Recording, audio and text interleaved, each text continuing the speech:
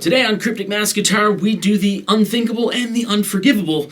We use camera audio while we unbox the Gibson 1963 Les Paul SG Custom. So yes, 3 pickups, Maestro Vibrola, classic white. It's also ultra light aged Murphy Lab. And when I say ultra light age, you could have fooled me with heavy. You could have fooled me with heavy.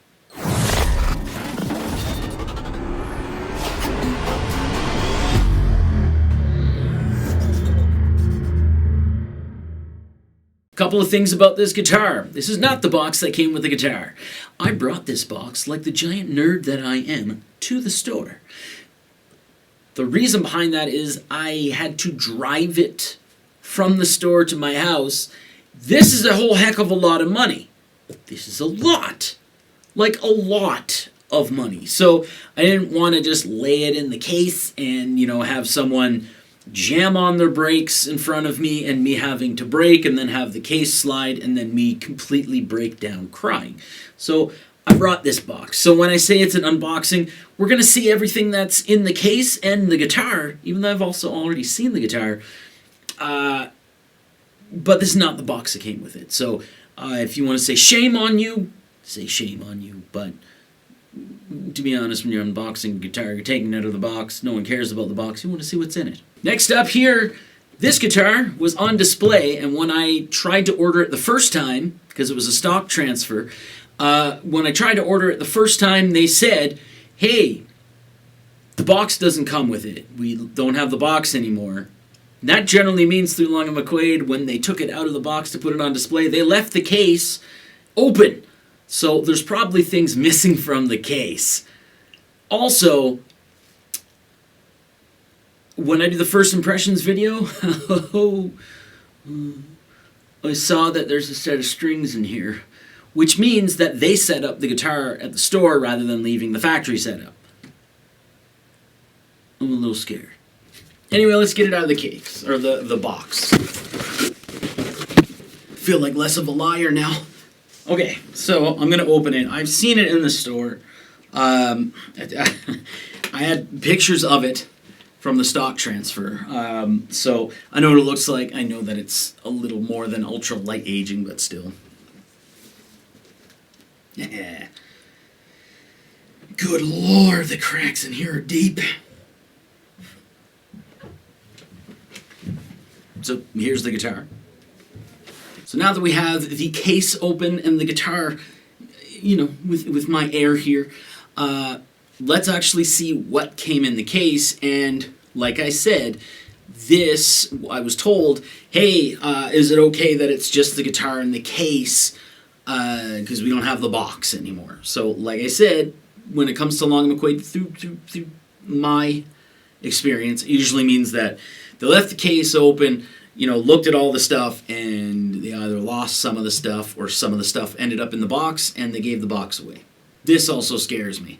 These are the strings that come on the guitar, but generally when they have this, it means that they, and there's no strings in there, generally means that they changed the strings and they did their own setup on here. So to me, those setups are usually a little low for me. I don't like having like zero clearance. I like having a little bit of clearance, and like what comes stock from Murphy Lab and the custom shop is usually it's what I'll actually match it up to. We have the COA. There we go. The Murphy Lab COAs are pretty cool because it has the checking similar to the guitar.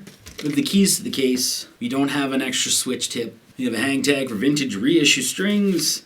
We have the Gibson custom hang tag, and then we have this. So we don't even have like the packing thing that actually says who did the inspection. We don't have a date on here. We just show that the serial number and the guarantee and the model, the 63 SGC. That's it. That means we're missing a little bit from here. Now, I don't believe it came with like all of the information, like the typical historic Les Paul stuff. I just really wish there was a date on here. That's gonna bug me a little bit. And here is the guitar itself. So I am gonna do a first impressions video. So a lot of people have asked me to do like a story video on this, which I mean I kind of can. I don't. To me, that kind of stuff, it's neat for documenting my guitar history, but like I find that people have to find that extremely boring. But I mean, I'll see what I can do because a lot of people have requested it. So yeah, here we go. Like I don't want to do a whole bunch of close-ups here, but yeah, this is a little more. This is a lot more than ultra light aging.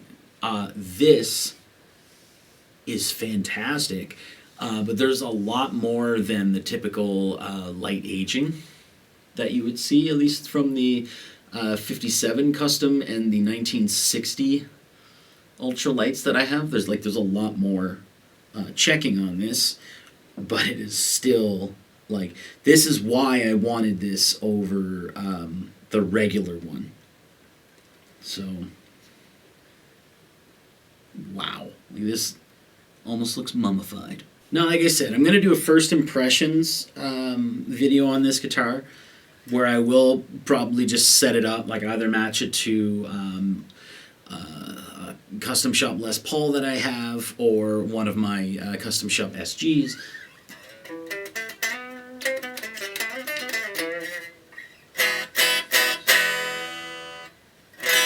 Yeah, they shipped it sort of in tune.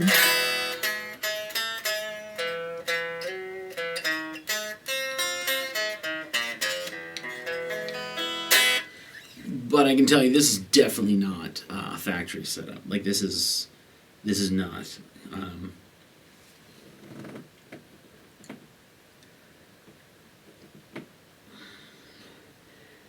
mean, looking at it, it might actually.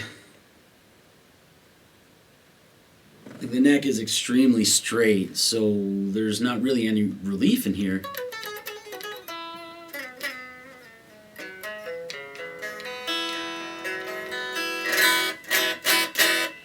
Yeah, I'm tapping the pickups too, so I mean we're gonna have to adjust for the height of that, and also this is the middle one's the wrong way around.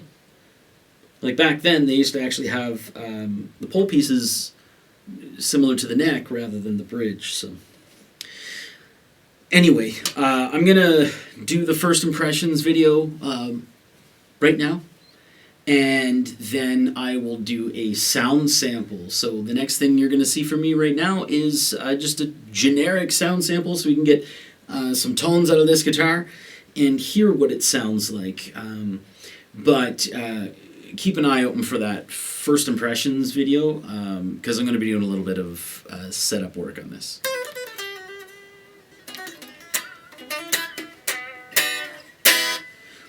Still very excited to have this. It's crazy.